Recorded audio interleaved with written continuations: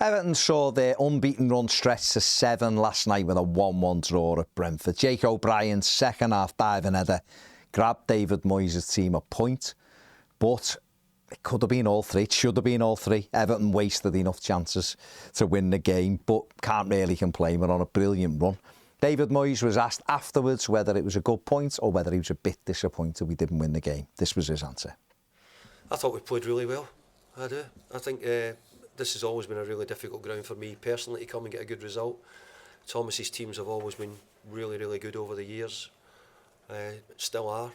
And so I think if you give me a point, I'd have probably said I'd be happy with that. But I think on probably reflection, I think we're really disappointed not to take all three. I think we had the biggest and best chances in the game. We gave away a really, really poor goal from the long throw right on half-time, which, if you come to Brentford, you're well aware of those aspects of their game because they're very good at it. And you know, we did. It might not have looked like we were well prepared and well organised, we thought. So to go one down, I thought the boys were terrific in the second half, and we probably should have maybe just nicked all 3 points.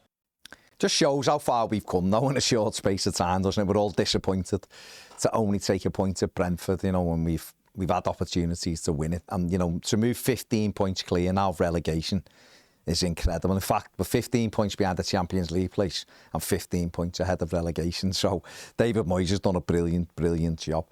Part of that has been him getting players scoring goals. You know, it was 9 games, I think, in 11 before he took over that we hadn't scored in. We've now scored in 7 on the run since he's come in charge. Moyes was asked what he's changed and how come people are scoring goals now when they weren't before.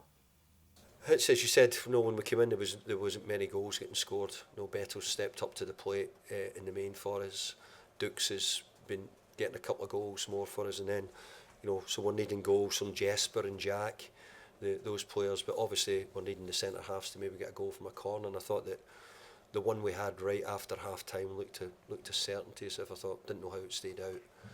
So we had enough opportunities to get some other chances.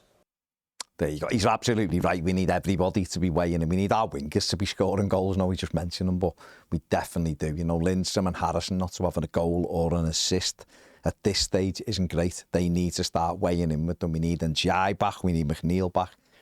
But, to have 8 or 9 players missing last night, to go there and should have won the game against a good side, and really just tiredness stopped us. Beto's been in great form, just had one of those nights.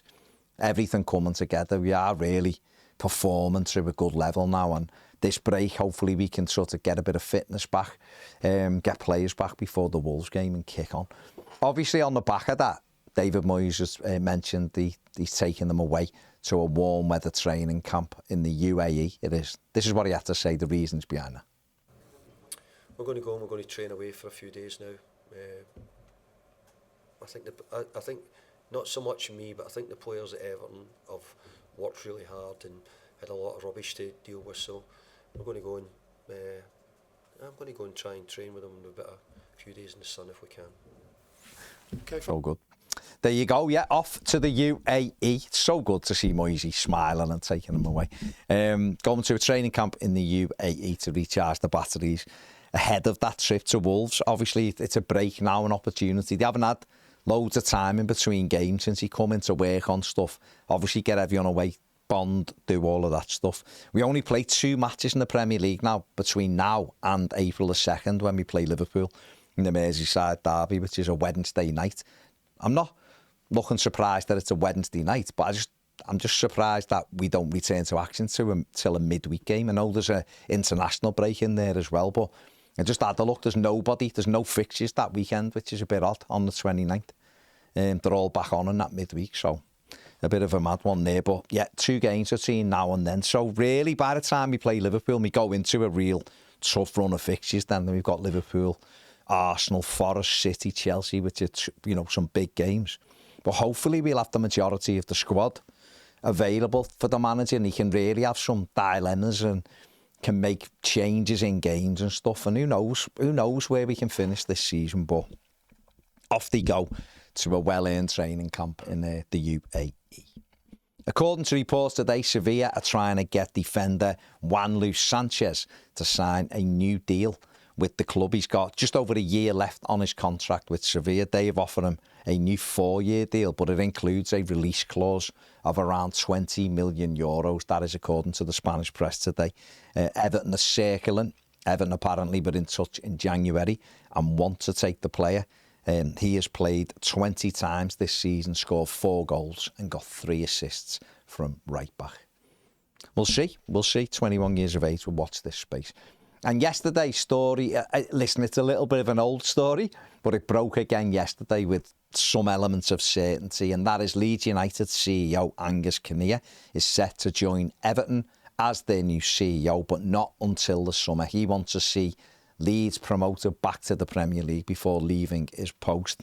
He's closing in on almost 8 years at Leeds United, and before that he worked at West Ham as they moved stadiums, and he also worked at Arsenal as well, and was thought to be key in bringing the San Francisco 49ers owners to Ellen Road. So, yeah, there you go. He's apparently joining Everton as their new CEO in the summer. That's it for the News Daily. Make sure you check out the 1878 podcast. Make sure you check out the final word on Brentford, me and James going through that one. Give the video a thumbs up. Subscribe if you haven't yet. We're over 97,000 now, so thank you all for that.